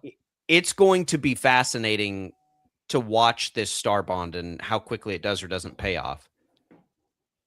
I have never looked at it and thought, oh yeah, they could do the Chiefs and the Royals. It's twice the money. Didn't they draw the star bond district for the Chiefs down into the region where the Royals bought the land? They did, right? So what are you going to have? You're going to have one district for now 2 star bonds? Like, come on. Yep. Now, the Royals, they play at different times, and the Royals get the 81 home dates. And I think it would have been fine to just have the Royals and not both. But to have both was going to be hard. And it took the lawmakers exactly like 1 minute to be like, the deadline's the deadline. You can't have any further. But with the Chiefs, it was like, well, don't call it a deadline, but is it really a deadline? Like, it was pretty clear the desire of the state of Kansas. I agree. I think that's what you can infer from the way that they've acted about this stuff. So that's what I'm saying. It's scary because now it's like, where are the Royals going to go if this doesn't work? Like, they're going to run out of options. And then, we'll be looking at, a potential Nashville Royals is the joke that everybody keeps making. And that's far down the road, I think. And I think that's exhausting all options because I don't think the Royals want to leave Kansas City. But, like, somebody's got to figure it out. Like, and as much as it's, given money. Royals could pay for their own stadium. Exactly. As much as it's the state of Missouri, giving money to billionaires, like, the billionaires aren't there anymore. You lose a big part of Kansas City. Yeah, look, at least with the Chiefs, and I say that fully wishing the owners would build their own stadiums. Kansas is going to get state income coming in. They're going to get a Super Bowl. They're going to get all these things that you hope pay off the investment by the state. The Royals don't have some of those things. So how, is it? Do you want to pay for as much of that? I mean, the Royals are getting 81 dates to collect concessions on, right? They're going to make a boatload of money. What I don't like about it is the timing of where the organization is. New ownership has come in. New ownership has infused money into the roster. We can have the conversation. All these sports owners should build their own stadiums. If you're asking me for my personal opinion, that's not the way it's working right now. So we also have to be pragmatic and a realist. The Royals have done these things to invest and show that they're not the old ownership group and they want to be successful and they want to do these things. At least there's that, right? Because the last thing, now what would really piss me off is if you get a city, you hold them hostage, they build you a stadium, and then you're one of these Pittsburgh Pirates teams who have this beautiful stadium and they just never invest anything into the roster. Yep. That's where I don't know. And there's no way to like write that out and say, all right, we'll build you a stadium. How committed to winning are you? We have so in baseball, it's 100%. It's not like any other sport either. Right. Like in baseball, it's completely up to how much you want to spend. That's it. Like, yeah, you can spend as much as you want. Now you can spend as much as you have. It's the economics are different, but there are too many teams in baseball. Miami Marlins, you get this beautiful new stadium, and then you just gut the roster and run out a AAA team most of the time. That's not what the Royals have done. They've showed us that. How do you can't really make them commit to doing that. There's not really a way to do that. So it is tricky. Look, it's tricky. I get it. It's not a simple answer. It never is. But the worst case scenario is losing the team. I mean, I think for Kansas City, the worst case scenario, the best case scenario for Kansas City as a future is to have a beautiful stadium downtown. Yep. I mean, that helps the city. That has advantages. It puts you in line with other great cities, but it comes at a cost. And what's the cost? Is the cost worth it? Does it help or hurt you get an NBA team or an NHL team someday? You'd have Can't to hurt. Yeah. You've already got that facility. You don't That's have to what build I'm saying. that one. Like, and that's the argument that'll be till the end of time is that like you want your own downtown stadium, build your own downtown stadium. In the same breath, it's like, do you understand how much this is going to help you guys if we built you a downtown stadium? Like, that's why these owners want the money because it's like they know that they can get it because the benefit from to the state of Missouri, to the city of Kansas City, Missouri. Like, if you have a downtown stadium, like, do you understand how much economic impact that has on power and light? How much impact that has on hotels in Kansas City, Missouri downtown? Like, it'll do especially a lot more than what Kaufman's doing up there in the middle of nowhere where it is. Correct. Like, that's T-Mobile, why this stuff happens. T-Mobile Center was a private-public partnership, so it was both. And would you say T-Mobile's been beneficial? It has to Would be, you yeah. Would you say Interest Bank Arena has been beneficial? I Very was told much. that was pretty contentious right before I got here. That was a Star Bond project, wasn't it? Yeah, I believe so. Yeah. Or it was a vote. It was public money going into it. I don't know if that one was Star Bond. I think it was. I think that was one of the first ones, if I'm not mistaken. Riverfront certainly was. Does Riverfront enhance the footprint of the city of Wichita? Yeah. Of course it has. You kidding me? You drive down Kellogg, you see that beautiful stadium? And you know, we're getting concerts there now and all these things. Like, yeah, sure it does. You've got to invest. It's hard. It's hard because nobody wants to pay more, and that's why the Star Bond makes more sense. They've got to figure something like that out. It can't be a direct tax on anybody. You just have to figure out a way to utilize what you've got. How can you take advantage of the Royals being downtown? If they stay good, you just take a little sales tax off of it. Just like you do in a hotel. My thought goes here is that, like, if they can't get it done in Missouri and, like, all the options are exhausted, like, do you think Kansas comes back and tries? No. Do you think they're done? Like, if it's between the Royals moving to Nashville or Kansas. Yes. Where would they put it? Nashville? Where would they put it? They already drew the Star Bond district for the Chiefs into the areas where they were going to put the Royals. Yeah. No, they didn't. I mean, they didn't touch Overland Park, and it was kind of like, well, that could be where the Royals will go. Like, on the map that we've seen, that was the idea, I think, is what it seems like. So I can't, like, that's the thing that you talk about is if you want to make your people happy, like the state of Kansas Royals fans like us are going to get the screws put to us because Missouri can't get a deal done. You know what I mean? I totally. But they're not going to do it. But it also costs $1 billion. More. I think more. Two. 500 million. Is 500 million enough? That's the number being reported on this yesterday from Quentin Lucas. Is $500 million enough? Well, Kansas is going to give them 70%. That'd have been it would have been more. It'd have been closer to $1 billion. If $500 million's enough, that's great. I hope they end up downtown. It's not our problem. We don't live there, but I hope they end up downtown. I do, because the Royals are pretty fun right now to follow, and the timing of this is the fascinating part. John Sherman is probably both things can be true. Really smart businessman who's known investing in the roster right now is critical because you're trying to build a stadium. And hopefully not just we're only investing money in the team right now because we're trying to build a new stadium. I hope, and he doesn't have a history of that. We don't, there's nothing that tells us that's the case, but it is like, you better be committed to winning. Will attendance be higher if it's downtown? I think it probably would be. Probably. You got to make it easy to get in and out of there. It is kind of easy to get in and out of Kaufman. So you got to make it easy to get in and out of there. But as long as that's the case, I think it could be successful. Does it pay for itself? We're never going to have tangible numbers for that kind of thing. You'll have projections, and here's the economic impact, and here's how much money it brings in. But those are just made up numbers. Jed says, and I appreciate this, Jed. Interest was a 1% sales tax increase over 10 years. So I didn't think that one was a Star Bond. That's kind of like what they're proposing right now for that March 3rd vote. An expiring sales tax increase to pay for a specific thing. So would it have been a Star Bond if those were in place? Probably so. What was built first, though? I think the Speedway was built before Interest Bank Arena. I wonder why that wasn't a Star Bond. That's before my time covering the local politics of things.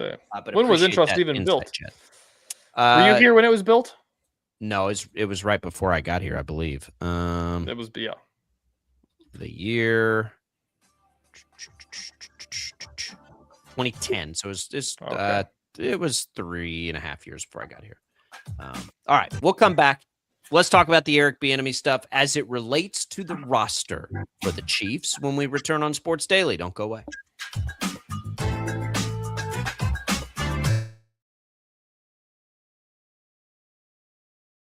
Lightning, hail, tornadoes, flooding. It's the worst of severe weather, and it's coming. Spring brings warmer temperatures, but also dangerous weather conditions. Stay up to date day or night with the Storm Team 12 weather app. You'll get accurate forecasts, so you can plan ahead and stay safe, no matter the weather. Download the Storm Team 12 weather app, brought to you by Stutzman's Greenhouse. The future of television has arrived. Next Gen TV is here with stunning video, movie theater quality sound, enhanced voice clarity, and interactive features, all upgradable for the future. Learn more at watchnextgentv.com.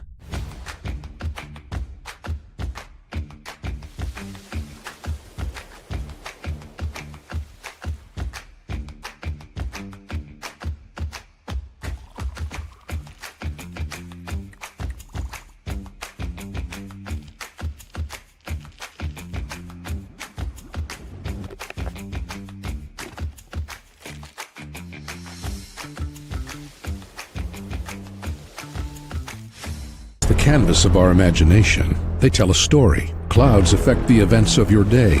Sometimes they growl, sometimes they inspire, but they're always the messengers of nature's mood, written in the sky. Storm Team 12 understands the language of clouds. We're dedicated to decoding their message, so you know what to expect. Behind every cloud, there is a story waiting to be told. Trust Ross Jansen and Storm Team 12, alerting you first to the impact on your life. We are following a breaking update. Every day, all day, stream the stories that have you talking near and far. Whoever is behind the wheel of this bus is not stopping. From hundreds of local reporters and meteorologists spanning the country. Chaos here this morning at the UW campus. Search LNL for the all-new Local News Live streaming app. Odyssey is one of the most influential audio and entertainment brands in the nation. You already know Odyssey's iconic local radio brands in Wichita. But did you know Odyssey has the country's best collection of music, news, and sports brands? Odyssey is also a premium podcast creator, major event producer, and digital innovator. Odyssey brings people together across the country and right here in Wichita. Odyssey also delivers meaningful radio and digital audio results. Find out our story and impact at odysseyinc.com/Wichita. Make yourself known now. 831001 in traffic pursuit. Oh my God, here. Investigate TV Plus begins with real people.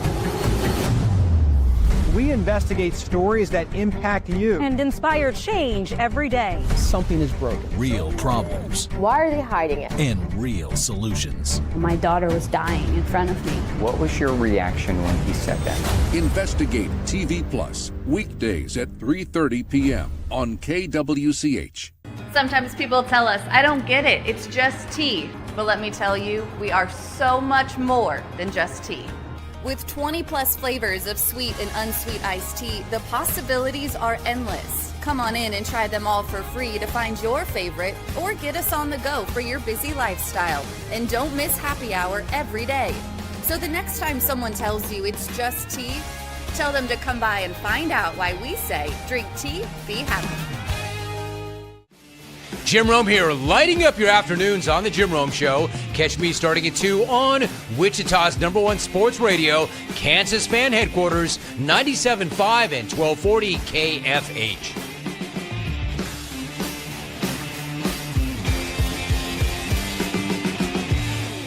Mornings are busy. We're here to make your mornings better. We report the stories that affect you. 3 more hospital lies from contaminated apple juice just a day after the FDA issued a recall.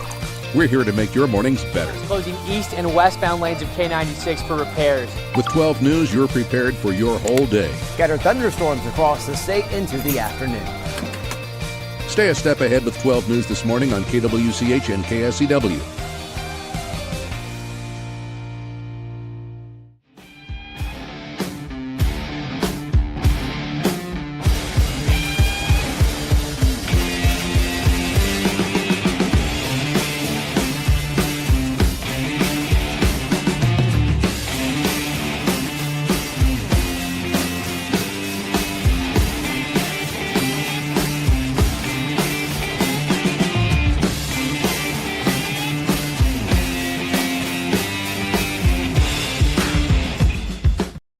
is Sports Daily on KFH.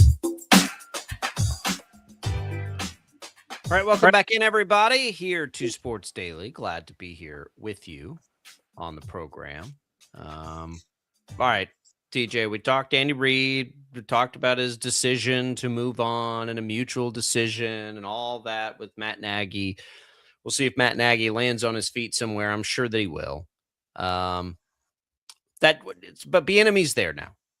The Chiefs almost certainly have to run the ball. Bieniemy's there. What does that mean for the roster, though? What do they need to do with the roster to be able to do that? Well, first of all, they need a roster. They need a running back, right? Do they? What does the running back room look like right now? Right this very second. Rashard Smith. Is Pacheco's contract expired? Yep. Okay. So they need a running back. Let's see who's out there in free agency this year. Breece Hall. Yeah. Breece Hall is an expensive one. Najee Harris is out there. Travis Etienne is out there. Javonte Williams is only 25. He'll be 26 years old, I think, by the time the season starts. Who had a nice year in Dallas, would potentially be out there. Breece Hall is the youngest of these guys. Ken Walker, we're watching for Seattle right now. There's some names out there. And I don't know. I mean, Breece Hall would be the most expensive of the group. Sport Track, however it's pronounced, has, as far as market value, it goes Breece Hall. Let's just sort this. Kenneth Walker, Rashad White, which is not a fit, Javonte Williams, Travis Etienne, Rico Dowdle, then Isaiah Pacheco. It feels to me like you go Breece Hall or bust. Ken Walker's a little interesting. They have Zach Charbonnet. Ken Walker's moderately interesting, but I'm far more interested in Breece Hall than I am Kenneth Walker. I still, if I had to bet on it, I'd bet running back in the second round. That would be my bet right now. I mean, that's your starter. Yeah, it's fine. That's fine. What's wrong with that? I don't know. I mean, where was RJ Harvey? Where were RJ Harvey and Travion Henderson drafted? They were second rounders. I agree, but they had other guys on the roster with, you know what I mean? Like, if you're going to sit here and say that the Chiefs need to run the ball next year and Bieniemy's going to make this a running team, like, Rashard Smith doesn't take handoffs. Like, you will have him, and you'll have to go sign a backup, but, like, that is your bell cow that you're getting in the second round of the draft. If you're with the philosophy of running the ball, like, I think it's either you're going to go spend some money on Breece Hall or Kenneth Walker, or you're going to draft Jeremiah. So you don't like the idea of a second round running back being the draft, being not the if bell cow? Maybe with the current Chiefs philosophy that they've had, but like if you're about to dunk on me with some name, but I don't know who it is. But no, I'm just, Breece Hall or Kenneth Walker, you know where they were drafted? I agree. But they aren't 21-year-olds, you know what I mean? Like they were the second round, they were second round draft picks. They were. Both of them. So I don't, it doesn't bother me to draft a running back in the second round. Is high capital for a running back. Second round might mean you take the second or third best running back in the class on boards. It's true. I would, and the only reason I say it's not that I don't like the idea of Love. It's just, it's harder to get pass rushers that late. It's easier to get a running back in the second round than it is to get a pass rusher in the second round. I agree. It's just like it to and me. Like, I don't want this, what I feel like is probably an aberration year of a top 10 pick, to be defined by a specific position either. Yeah, you just draft the best player that you love there, or you trade it. You don't reach. Where are they picking? 9th? Yep. You don't reach at pick 9. That's not a reach spot. You can reach when they keep picking 31st. You don't reach at pick 9. You just take the best player. Even if I have to grit my teeth and you feel like that best player is a wide receiver, like, fine. Don't miss on the pick. You cannot miss on the. What did they take Kareem Hunt the year he came in and destroyed the league? Yeah. The 5th round pick, right? Something like that. I just you can't define it and get so locked in to what has to be in the like to me with 9, like you have to just who is the player that you love that you can't miss out on that is so talented, because the reality is when you're picking in the top 10, you envision that player being a part of the plan for 10 years. Yep. And so look, if that's Jeremiah Love, that's fine. Great. Whatever. I'm not going to be mad that they took Jeremiah Love, because I'm pretty enamored by the idea of the Chiefs running the crap out of the ball next year with that offensive line. But I don't think they can't lock into it like that. They can't say we got to take a running back with our first pick. It's true. And I guess they're going to be able to afford. I mean, Breece Hall is the correct answer here. If you What's the hold on? Remind me. How does the correct answer? How does the NFL work again? Is it opposite of the NBA? Is it free agency first, then the draft, or draft and then free agency? I believe free agency starts in March. Free agency first. I'm pretty sure it's free agency first. Yeah.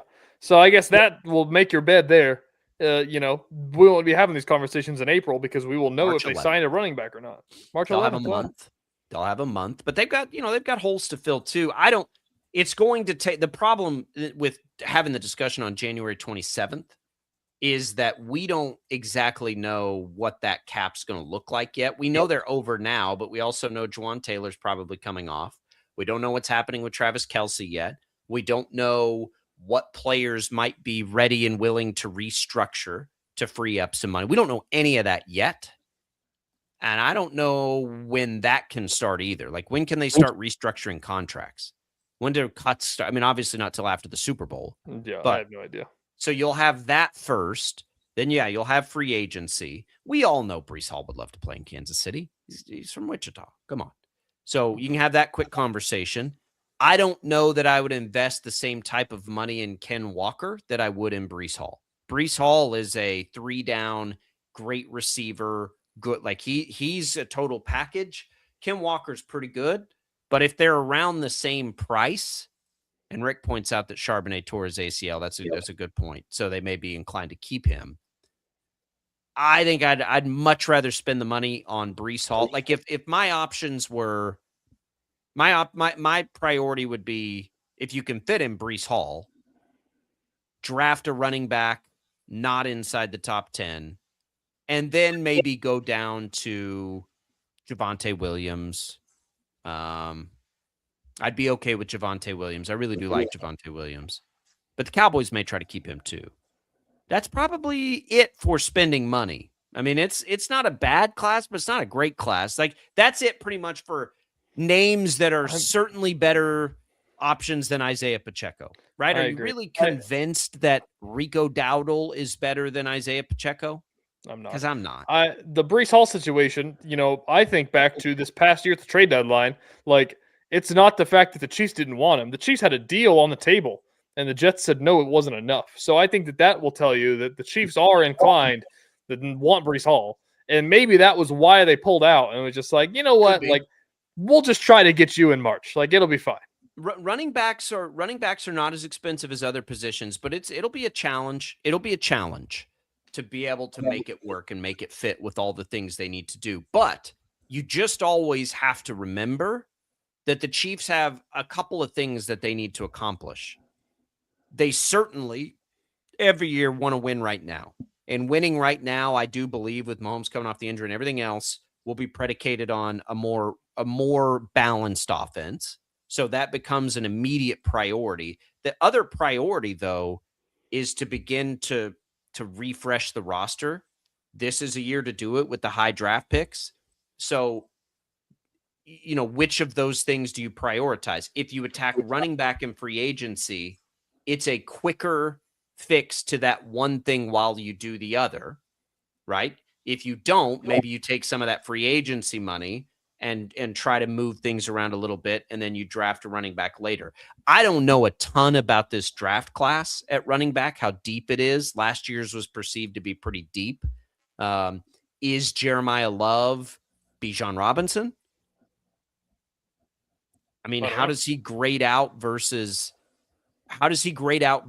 these elite running back, Jahmyr Gibbs? I mean, those are the two that jump to mind, Jahmyr Gibbs, Bijan Robinson, of guys that teams took really early in the draft that were absolutely worth it, right? Like that's the thing. That's the thing that people always talk about, taking running backs in the first round. I don't remember where I saw this from, but like the study, I guess, if you want to call it that, of first round running backs not panning out. Whenever you limit that to running backs taken in the top 13 picks, like it's like a 90% hit rate because those guys are just that good. And obviously, that's not correlation, causation type of things. But if you look at those guys, you look at Jahmyr Gibbs and Bijan Robinson and the guys that were taken that early in a draft, like those guys always hit because, well, Genty's young, you know what I mean? But I'm looking at some stuff. Yeah, that'll take a little digging for us. There are places that say he's the best player in this draft. He's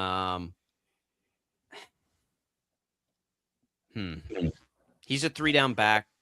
I think it comes down to like I'm saying, that this isn't a conversation we're going to be having by the end of March, because we will know if they sign somebody. Well, if they didn't sign somebody and he's there, you take him.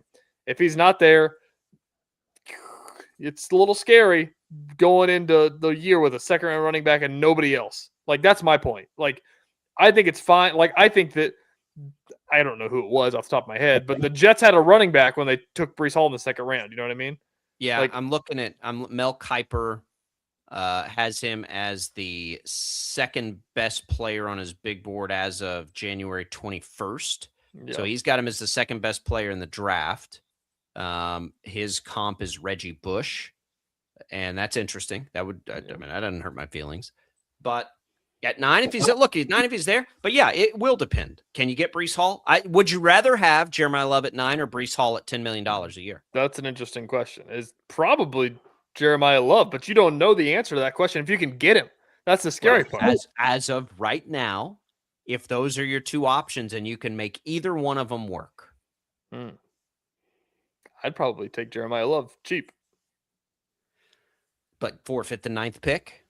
I'd probably take Breece Hall at $10 million and know that I can draft somebody at 9. That's the thing too, is that you're asking that question. It's, would you rather have Jeremiah Love with the 9th pick, or would you rather have Breece Hall at $10 million and David Bailey from Texas Tech? Yep. And I'd rather have option B. Yeah. The running back is not terribly expensive unless you get up into those hot, like Christian McCaffrey contracts. Yeah. And the fact that Breece Hall has been so hamstrung by his organization and has tantalized Breece Hall, by the way, for a lot of people was that kind of prospect too. Maybe not quite as high, but high. And that he just came up in the era where everyone was like, oh, we don't need to draft a running back early. Like if Breece Hall was coming out and you'd seen the success of Jahmyr Gibbs and Bijan Robinson, Breece Hall's probably a top 15 pick. I think that Bijan has changed the way that people look at running backs. Well, Jahmyr Gibbs did it before Bijan. Yeah. And everyone thought the Lions were crazy for you already got David Montgomery. That worked out for him pretty well. I am so fascinated by this Chiefs offseason. For the first time, they may philosophically make changes. And it could involve Breece Hall. I mean, Breece Hall being a Chief, like, let's just be selfish for a second. Just be the best. Just be the really best story ever. All right, we'll come back. We got a little more Sports Daily. Don't go away here on a Tuesday.